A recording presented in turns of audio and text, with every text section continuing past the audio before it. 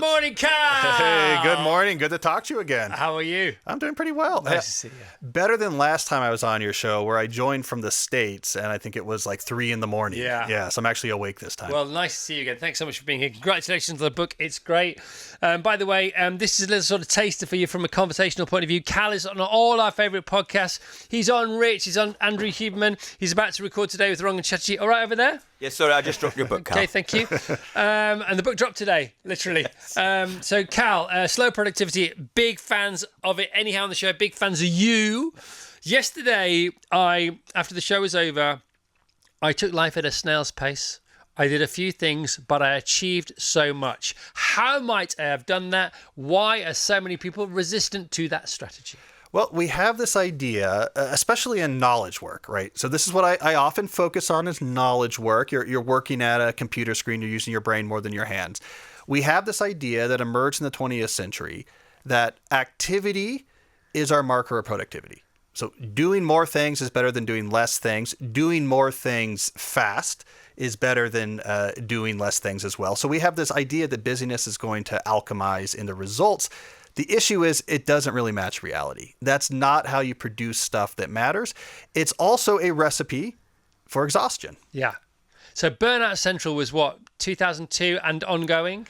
It was, I think it's the front office IT revolution. So as soon as we got computers, then email, then mobile computing, then ubiquitous high-speed wireless, that's where you see clearly in knowledge work, this stress and burnout begin this upward trajectory that we've been on ever since. So too many screwdrivers, not enough screws, or too many screws, not enough holes. That kind of thing. And you say in the book, it's obvious, but it doesn't mean people don't do it. Talking about work is not working. And we can talk, obviously, if you talk in real time, it's better than exchanging communication via emails and more virtual means. Well, I mean, this is what happened. So we for a long time, had this idea that activity will be our proxy for useful effort. And we're talking the 1960s, the 1970s. Okay, whatever. That meant I had to go to the office when the boss walked by, put the magazine down, or if you're at the water cooler, change the conversation to be about work. But when email came along, if activity is what shows you're being productive, email now allows you to show activity at a much finer grain, much faster than ever before. So more and more of our work became talking about work because it's more visible. Yeah. It's much easier for me to show you that, look, I'm really busy with email. So communication about work began to increasingly dominate how we actually spent our days, which is really a deranging state of affairs because you can spend an entire day on Zoom and on email talking about work without ever really doing any work. And everyone pretends like this is normal. Like, oh, this is okay. This is good. This makes a lot of sense. And it's really driving people crazy. So, I mean, a lot of this was accentuated during the pandemic, of course, with the Zoom apocalypse or the Zoom apocalypse. Yeah. And just speak to that if you don't mind for a second. Yeah, well, so here's what happened then. We get to the pandemic and we had 2 shifts that happened right away. One, everyone got about 25% more to do just because the shift to remote work generated new work. 2, meetings got about 50% less effective because the quick conversation I might have had in the hallway now got moved to a Zoom meeting, and the minimum duration of one of those meetings is 30 minutes. And so we were spending 50% more time per interaction. We ran out of time. And the Zoom apocalypse was, 8-hour days. Yeah. Of back-to-back Zoom. That type of thing began to happen. It made no sense. It's so interesting because it's a bit like pre-recorded broadcasting as opposed to live broadcasting. The reason I'm a big fan of live radio shows, and most of my TV shows have been live, is because they can only take the time they're on the air for because they're live. And it's not dissimilar, is it? If you have a pre-recorded show, they take forever. Yeah. Well, I think this absolutely applies to communication in the office, right? Yeah. So let's think about email as being the equivalent of a pre-recorded show. Yeah. It's a really inefficient way for 2 human brains to connect and interact. You know what is really efficient? The way we've been doing it for hundreds of thousands of years. Let me look you in the eye. Let's talk back and forth in real time. Let's see our body language. Let's change our tone of voice. We can get a lot of useful communication in a small amount of time if we're actually here together. Right, I'm going to jump around the book. Is that all right? Yeah, fine by me. So Mother Nature, she wrote the script, but for some reason we think we have a better idea, even though we have no idea of what our better idea may be. So we need to. She's been helping us out with seasonal working, with day and night, with darkness and light. Things like that. Yeah, little things like that kind of played a role in our history. Yeah, we were not meant as a species to work 8 hours a day, full intensity, all year long. We never did that. until mills and factories came along. And when we started doing that in mills and factories, we forget it was terrible. I mean, we had to invent labor unions and regulatory frameworks just to try to make that type of job tolerable. The knowledge work comes along, and what do? Yeah. We say, let's just do what they're doing in the factories. Clock in 8 hours. It's so mad. Yeah. And when you talk about the dawn of it, the industrialization of our lives, you think, of course. Because what literally the day before, people were foraging or they were working with the seasons, they were battening down the hatches. You know, you talk about the Yule season in Germany because there was nothing else to do, so let's just Yule it all up. The pagan festivals, that's why they're invented. There was nothing else to do. It's bored. There was no Netflix at that time. And then the day after industrialization, now you have to work 8 hours a day, 50 weeks a year. Why? Well, because we built these factories and we need all this stuff, and it doesn't make any sense when you think about it. And the foragers had an even better time than the farmers, didn't they, back in the day? Yeah, we have data on this. Right? There's interesting studies where they look at extant foragers in communities next to farming communities. So communities that split. Yeah. We're farming, we're foraging. The foragers have way more variety in intensity throughout that. Here's a busy period. Now I'm taking a nap because the sun's hot, and we're going to wait till it cools down to continue the hunt. It was a much more varied energy expenditure throughout most of our history. And it does often help, doesn't it, to getting across a message like this to personify it. So give us some famous names who have got the slow productivity bent right. Well, I talk about Jane Austen, for example, as the epitome of doing fewer things so that you can produce more things, right? So there's a story about Jane, which is not true, that she used to hide her writing. She would squeeze it in between other things. The hinge on the door would squeak so she could hide her writing before people came in. Completely untrue. She famously wrote about how she was too busy to get any writing done. It wasn't until later, where her father had died, her and her mom, her sister, and a family friend basically left the social scene, left the busy life, retreated to a cottage where she could do nothing but write. That's when she wrote all of the 5 books she's known for. All of that was written in 2 years. She had to do less before she could actually do anything that really mattered. Yeah. And it's not about doing less before you can do more. It's doing less before you can achieve more. And achieving and doing are two entirely different things. And it's achieving that we need to focus on. Yes, and here's what happens, even makes us even worse in knowledge work, is that when we take on too many things, too many projects, now they bring with them, in our modern world, administrative overhead. So if I say yes to a project, I have to send emails about that project. I have to go to meetings about that, but we have to collaborate, right? So if I say yes to 7 or 8 projects, that overhead aggregates. And eventually you cross a threshold where my entire day is servicing the overhead of my projects and nothing actually gets done. Yeah. This is why in knowledge work, if we apply the Jane Austen idea, if we do fewer projects at once, we have fewer overhead taking up time in our schedule, we can actually get this work done. I mean, we're going to actually finish things faster if we work on fewer things at the same time. So that idea from the 18th century from Austen can apply to the 21st century when we're thinking about our current types of project loads. Yeah, and if going fast for you isn't working, just try slowing down. They say in negotiation, if they want to go fast, you go slow. If they want to go slow, you go fast. It can work the other way around, can't it? Hunter S. Thompson. Sure. Yeah. For example. Yeah. I mean, we see a lot of examples like this where Jack Kerouac. Jack Kerouac. Sorry. Right. Same generation, but exactly. Like Jack Kerouac, again, there's myths out there. He's another one of the myths is that he wrote On the Road and he claimed he did it in a few days. Yeah. Right. It turns out he spent 5 years. Yeah. It was a story that he promulgated of just, I sat there in inspiration. He's a storyteller. He tells stories about his stories. Yeah. What he did was he typed a version of it in like one big binge using teletype paper so he didn't have to, but it was a terrible version of it. And it took him 5 years to figure out how to make On the Road get into a format where a publisher would actually publish it. Yeah. Good things take time. Lin-Manuel Miranda as well. 8 years for his first play. 8 years. 8 years. He debuted in the Heights as a university student, and it was not very good. 8 years later, debuts on Broadway, wins all the Tony Awards. 8 years he worked on let's make this better. He had to get more creatively mature. He had to come back to it. He had to find better collaborators. He didn't leave it, but he took it the time that he needed for this play to actually develop. Yeah. And you've got to know where the finish line is. They do say, intensive work achieves quick results, but long-lasting, more satisfying results, that they go with a slower, more consistency, commitment of consistency over time, compound results. Yeah, you have to keep working on it, but the pace has to be reasonable. Yes. That's the key. If you try to do the Kerouac myth of I can do this in 3 days, it's not going to be good. But if you do the perfectionism thing, this has to be perfect, so I'm going to take 3 years off and then return to it. It never gets done. You need the sweet spot in between. The relentless but sustainable pace. I'm continuing to work on this, but giving it my full attention when it gets my attention, but not too much time, spread out over time. That's where good stuff emerges. Yeah, I mean, there's a whole chapter, isn't it, on quality. Tell us about quality. I think it's the glue for slow productivity that holds the other pieces together. When you really obsess about the quality of what you're producing, busyness becomes anathema.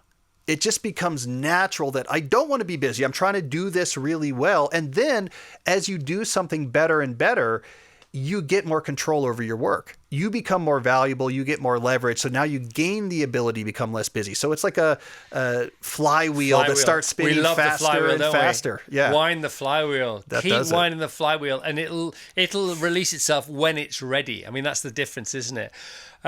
So often if you're good at something and you give yourself enough time and space, you'll get even better at whatever that is, and you might discover something else as well. Ian Fleming, he literally wrote the book about this, didn't he? Tell us about Ian Fleming. What I love about Fleming is the way he went about his writing, which was, he said, he got a job after the war with a giant newspaper syndicate. I guess he was the manager of the foreign correspondence. And he said, I'm going to be good at this. I'm happy for this job. FYI, 3 months every winter, I'm going to be in Jamaica. So we're just going to have to work the job around it. And so he would go to Jamaica to his house there. It's called Golden Eye. Well, first of all, he stayed there, didn't he, for a while? And then he discovered some land that was for sale. He discovered some land for sale. Yeah, he actually went there during the war. He was Project Golden Eye had to do with submarines in the Caribbean. So he went there, saw this land. It was an old donkey racetrack or something like this, built this house there and built a really good routine about it. In the winter, he would leave London, go to Jamaica, would write a full draft of a James Bond novel, come back, and then he would edit it over the summer and it would come out in the fall. And he had this regular rhythm of doing that, the seasonal rhythm, and that's how he got those books done. Yeah, I mean, you talk about poetic living and poetic working as well, which is it's slow, it's gentle, it has an elegance to it, has a beauty to it, and I love California. I love Southern California, and I think I want to live there. I've lived there before, but I love the show. I love the education system here. I love the green trails of the Cotswold, of the Chilterns over the weekend where I do all my running. We live by the River Thames. Why would you want to move? Where's the 80-20 moving to LA?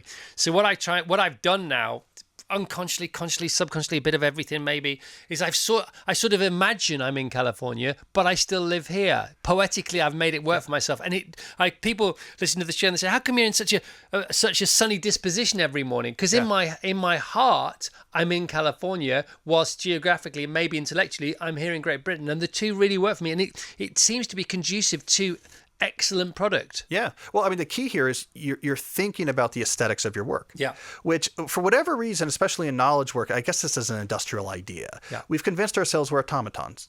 It doesn't matter. When we sit down to work, it doesn't matter where we are. Just make sure we have the right resources and we're just cranking these widgets. That's not how the human brain works. Inspiration matters. Being in a place that we find invigorating or beautiful matters. Going for a walk along the River Thames as part of your ritual before you sit down and write.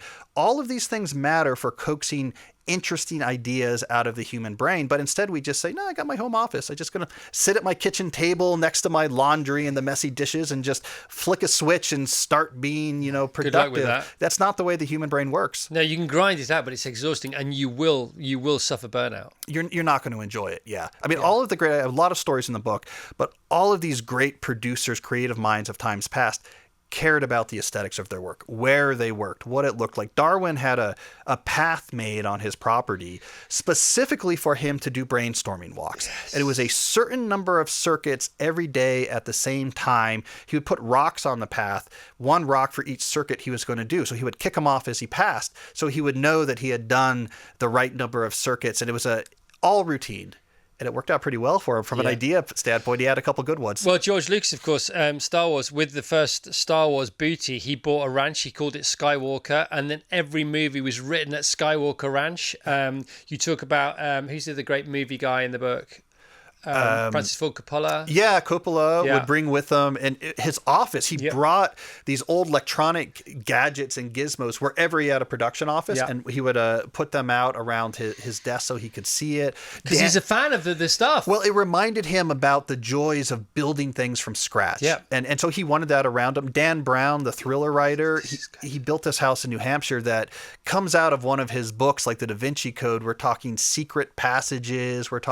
There's another writer, I don't know if it's in the book, but there's a sci-fi writer named Brandon Sanderson in the U.S. And they invited me to come see this. I'm looking forward to it. He built an underground layer in underneath his suburban home. So it's a standard suburban home in Utah. There's a secret passage underground. 15-foot ceilings is this secret villain layer done up like a Victorian Gothic decorations. It looks like it's out of a Mary Shelley novel, just so he has this place where it puts him into a mindset of I'm writing fantasy, I'm writing sci-fi, this is what I'm doing now. It's not his kitchen. I find that place fascinating. Yeah, we talked about it yesterday. It's about, often the phrase work-life balance is uttered, but it's so mistaken that, because anything that has the word life in it / is separating whatever is after the / from life, but it's all life. Yeah. The things that, when we think about life, we think about what gets me going, what turns me on, what's exciting to me. And then when work, we turn that all off. And we could be like, we're just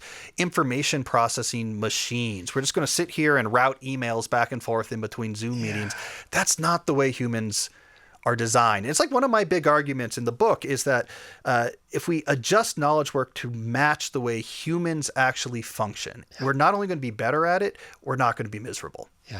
Yeah. 3, and you trail your own chapters in the book with the 3 tenets, the 3 tempos, the 3 commandments, if you like, of slow productivity that you've identified. And you say in the book, there are 3 really long chapters. You really dive into the slowness of it all. People would so back away from that usually in the book. Just tell us about the 3 commandments that you've identified. Yeah, we have do fewer things, which terrifies people, by the way, but it shouldn't, because it's just do fewer things at once.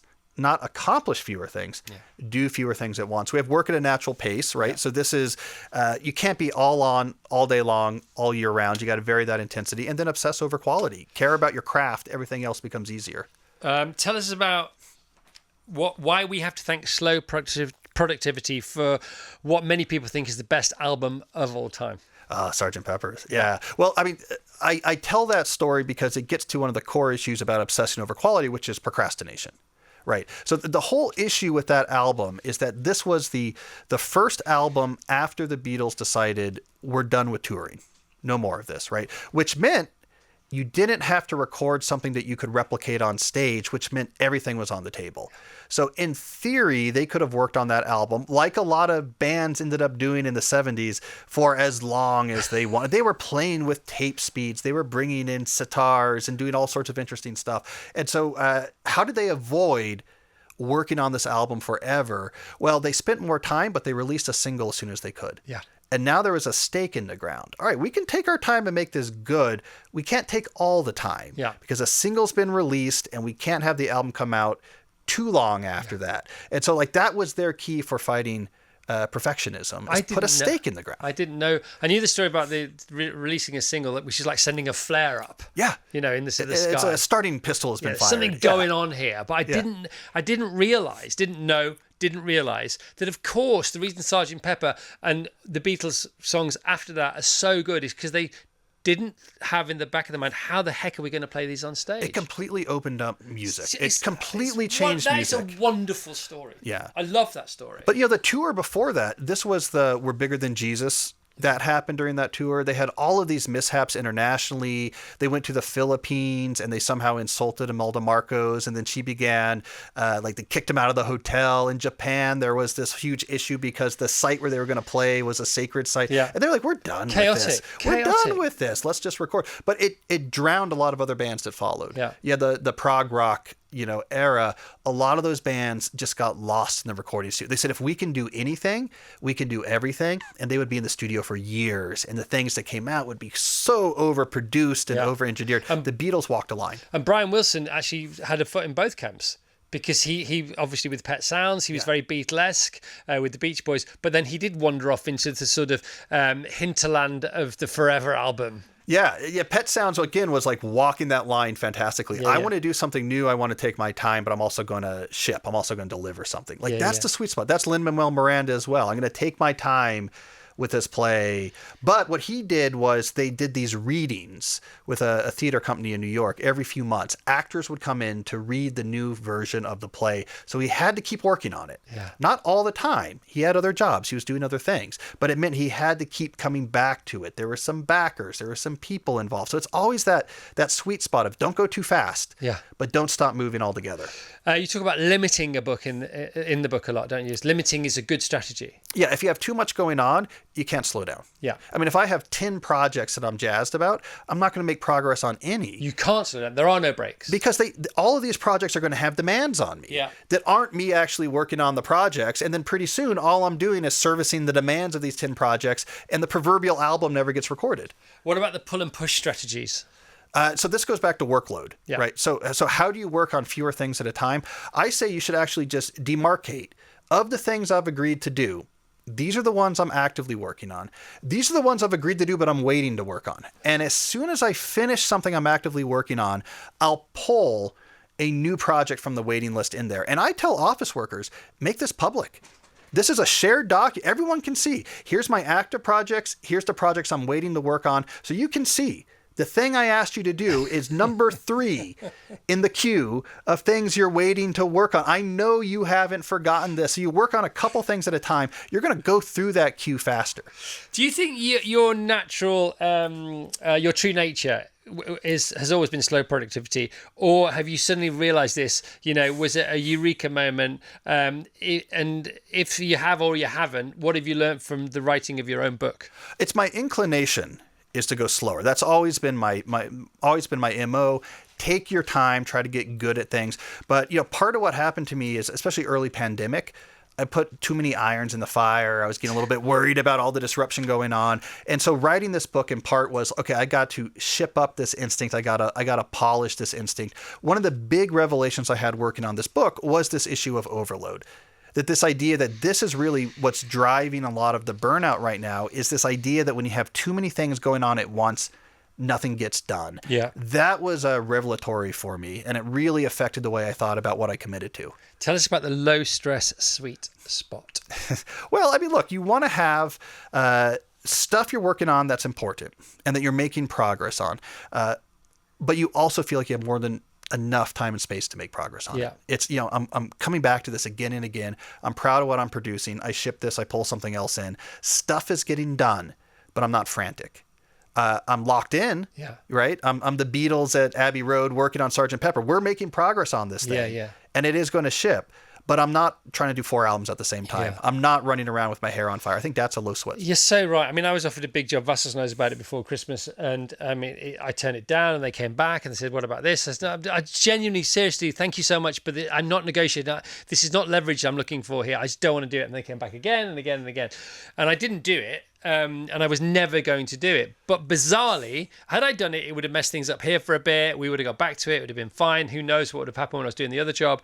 But just saying no made me feel better about myself, made me feel more sure about what I loved, which is this job.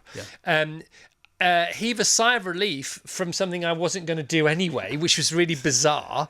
I felt more comfortable in my own skin. And then more things that were better happened here anyway, or maybe I just felt they were happening because I knew they wouldn't have happened if I'd have not been here for them to happen to. You're doing something that you're good at, that you really enjoy doing. You're giving it your attention. That's going to generate really, I mean, that's the Steve Martin advice, right? Come on, tell us about that. Come on. Right. So Steve Martin's advice to aspiring entertainers, like, how do I get ahead in entertainment? He said, be so good they can't ignore you. If you do that, all the other good stuff will come. Don't worry about that. Be so good they can't ignore you. The right opportunities will come. Don't try to over hustle. Don't try to find like, okay, here's my secret way in. If I get this agent to talk to this person, just be really good. And it takes a lot of time. That's like a motto for me. I wrote a whole book with that in the title called So Good They Can't Ignore You. To me, that's like the best career advice I've ever heard. Also, there are other there's other proof of slowness working. You're a big fan of slow anyway. So slow food, slow cities, these are real things, aren't they? Yeah. Slow medicine, slow schooling, slow media, slow cinema. Give us a few examples of how they have been proven to work. Yeah, well, I mean, slow food is where this all started, right? And so slow food came out of Italy. They were getting worried about the fast food culture coming to Italy. The two big ideas that movement had, which all the other slow movements that followed, including mine included, was one, you have to give an appealing alternative. Don't just talk about what you don't like. Don't just say email's drowning me. Say, here's how work could happen instead. And two, draw from traditional knowledge as well, right? So in slow food, they look back at traditional cuisines. In this book, I look back at traditional knowledge workers, people who historically used their brain to create valuable things. So look back to traditional sources and give a positive alternative. Don't just critique. All the slow movements share that. So I'm basically in that lineage when I'm talking about slow productivity. Would you form a community like Slow Pro or something? It sounds like a good idea. Yeah. Slow Pro even sounds nice. People have been using that phrase. Yeah. Slow Pro. Yeah. We should. I mean, I think people should. I mean, you could do this even informally. Here's a group of us that we're going to just help each other remember. Say no. Do less, but are you doing this thing well? All right, let's keep working on the things that matter. Let's not get overloaded. Yeah, I feel like I need a support group for Slow Pro. I'll tell you, well, count me in. I mean, the thing about just talking about Slow Pro, just saying the phrase Slow Pro, I can feel my blood pressure decreasing. I can feel my heartbeat decreasing. I just feel more comfortable. I have more time. We're on the radio, but I feel like we might not be on the radio. There's time to sort of a story tell as opposed to story sell. It is about telling as opposed to selling, isn't it? Yeah, telling the best story you can and caring about the story you're telling and the environment in which you're doing it and how it fits into your bigger vision of life. I mean, it is like getting your breath back. Yeah. When you're able to just slow down. I don't have too much going on. You just feel like you have flexibility. I mean, I always say the ideal schedule for me is one where if I get sick tomorrow and I can't do any work, no big deal. Yeah. But if I stop working for a month, it's a big deal. It's like committing to things that matter. And I have to work on these things and produce things that matter, but I don't need any individual day to be super frantic. I think that's what we're wired for, is coming back to important things again and again, making progress at the big scale. Yeah. But in the small scale, you have breathing room, you have flexibility. I love the way you talk about this subject. It's so, you're so sort of 360 with it. You know, I can throw anything at you and you come back, not necessarily with a verbatim parrot fashion passage from the book, but you really sort of live and you breathe this. It's so refreshing to have this conversation. You start the book off and you end the book off with the same human being. Yeah. Two different aspects of his existence. He lies on a desk staring at the ceiling for 5 days, but this does not mean that he's lazy. Yeah, John McPhee, my colleague at the New Yorker, the famous John McPhee. Yeah, I open on this story of him trying to crack an article, and he doesn't know. He has all the research. It's about the Pine Barrens in New Jersey. He has all the research. He doesn't know how to write this article. So he lays on his back for 5 days in his backyard on a picnic table, right? And I just said, look, if you zoom in on those 5 days, you say, this is the most unproductive human I've seen. Yes. What's he doing? He's just laying on his back. But then I said, wait a second, zoom out on John McPhee's life. He's written like 29 books. He has a Pulitzer. He's been a finalist for the National Book Award. He's one of the most celebrated narrative nonfiction writers of the 20th and 21st century. He's an immensely productive person. So when you zoom out, you're like, oh, he's super productive. When you zoom in, you say he's lazy. That mismatch is fascinating to me. That is the mismatch, I think, within which slow productivity emerges. When you measure productivity on a larger time scale, all the possibilities open up on what work can really look like. Yeah, I mean, zoom in on anybody's life by all means, but don't stay zoomed in without realizing that's what you're doing. Yeah, when your goal is, I want to be proud about what I did this decade, what you do on Tuesday becomes less important. Yeah. You're not thinking, how can I get 7 more emails in? How can I get... No, you're like, I want to be working on stuff that matters. I want to be giving it my full attention. I want to be making progress on it, but it doesn't require busyness. That's one of the most useful things I've heard. People overestimate what they can do in a day, but underestimate what they can do in a year. Yeah, I think, especially, when I see this a lot as a college professor, is with young people.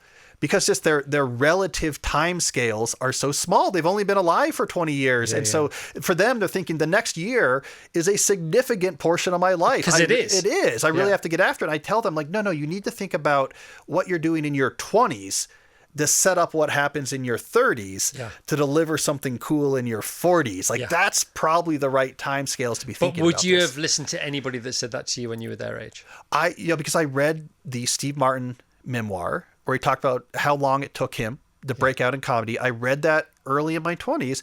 I saw my 20s as the training ground. I wrote 3 books in my 20s that were student advice guides. It's annoying now.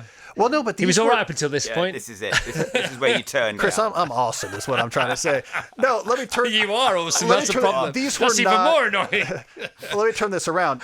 These were practice books. These were advice guides for students, right? Because I wasn't that good at writing yet. I spent 10 years of my 20s learning how to write, basically is what I'm saying. 10 years, like I'm writing these student advice guides, how to do well at university books. And I was comfortable with the fact that it would take me about 10 years to actually get kind of good at this. I've just got a text in. OMG, says a friend of mine, I needed to hear this today. Thank you. Amazing, brilliant, obvious now. He's saying it all out loud. Thank you to you both. But it's mostly Cal. He's written the book. I just get to interview him about it. Cal, it's great to see you, man. Yes. It's great to see you. Vassos, do you have a question? Should we part with one of yours? Yeah, I do. So what I love, because this is sort of you putting slow productivity into action, and I love the fact that you give us sort of, tips in how to do this, is, for example, your podcast, or who was it? Somebody who wrote Twilight, Stephanie Meyer, who wrote Twilight. She wrote Twilight, but she had kids, so she found a way to do it. Your podcast, you want it to be a success, but you found a way to put it into your life. Do you want to just talk to that a little bit? Yeah, so when I started the podcast, I was really worried about it. It was going to take a lot of time. So I just made a rule, 1/2 day a week. Like, this is what I'm going to do. This podcast gets 1/2 day a week. If I want to do something new with it, if I want to add something to it, I have to figure out how to automate or hire someone to do something I'm already doing. It does not get more time. That probably slowed down the rate at which my audience grew, but it made it a tractable part of my schedule. And it still is that to today. Now I have a great producer who touches all the computers for me, and I can just sort of roll in and I can sort of talk. And the show is very successful now. It probably took longer, but I put walls around it. This cannot just become something that's making me busy. It gets a 1/2 day a week. And that's what I was able to commit to. So even a limited amount of time, if you come back to it again and again, and you do the best work you can in that time. This is the quote I ended the book with from John McPhee, where he talked about he works slowly but regularly on his writing. And he said, look, if you put a drop of water in a bucket every day, eventually that bucket's going to be pretty full. And that's the way I think about a lot of these things. Just keep putting those drops in. You don't have to pour a ton in. Well, they're better than that. They're pregnant drops, aren't they? They have lots of baby drops as well. That's the compound effect. It's very nice water. Yeah, you've like distilled it, or however the metaphor unfolds. Give things time, give it care, give it attention, but you don't have to be frantic about it. And then that puts pressure on yourself, the right kind of pressure on yourself to choose the right thing. Yeah. Because the more haphazard you are with your time, the more haphazard you are with your choices, because you're not really dealing in your own gold. Yeah, that's the way. I'll spend 2 years deciding what I want to write a book about. I started this podcast in 2020, even though I had been doing podcasts since 2014. It took me 6 years to convince myself, okay, I'm going to add this new thing in. So to know that you really wanted to do it. Yeah. I take my time. I'm much more comfortable saying no to something that might have ended up down the line being kind of useful or interesting. I'm much more comfortable with that than saying yes to something that was a mistake. Just tell us very briefly, because we are out of time, just tell us about the importance of a hard no. Yeah, if you're going to say no to something, what you need to do to be slow, don't leave the option for a soft yes to follow. Don't say, here's why I don't think I can do it. You just have to say, I'm sorry, I can't do it. Apologize, but do not leave room for them to say, oh, we can make this work. I know you're busy, but we'll fit this in. If you say no, say no. And say no to yourself as well about the easy choices. Yeah, keep it simple. Because the harder way is harder, but the easier way is harder often. Yep. So would you say the most useful word in the English language then for slow productivity is no? Yes. Or the most useful action is turning things down. You don't have to even say the word no necessarily. You can say it nicer, but yes, keeping your workload small. Protecting the fields of your labor. It does not make you more productive to say yes to more things. Yes is not accomplishment. accomplishing things is Yeah. accomplishment. It's a magician with the top hat and the one but no tricks. Exactly. Yeah. No one ever made a fortune by being fast at email. Wow. Apart from Microsoft. Yeah. Inventing email, sure. Yeah, that's what I mean. All right, Cal, you're the best. Thanks, man. Thank you. Anything else you want to say before we go? Hey, it's possible. Slow down. Fastness doesn't work. Slow down. Fast is not as fast as you. Busy is not fast. Slow, smooth is fast. There we go. Busy is not work. Doing work is work. Got it. Cal Newport, Slow Productivity. It's out now. It's fantastic. It's one of those books you'll keep forever. How dogged is my copy? I'm very impressed by how beat up your copy is. Already? Yeah. And it was in the rain this morning for an hour. Cal Newport, if you heard this and you enjoyed it, tell your friends that it will now be the subject of a podcast in 9 minutes from now. Today's podcast, The Chris Evans Show, starring Cal Newport, from wherever you get yours. Thank you, Cal. Thank you. Virgin Radio.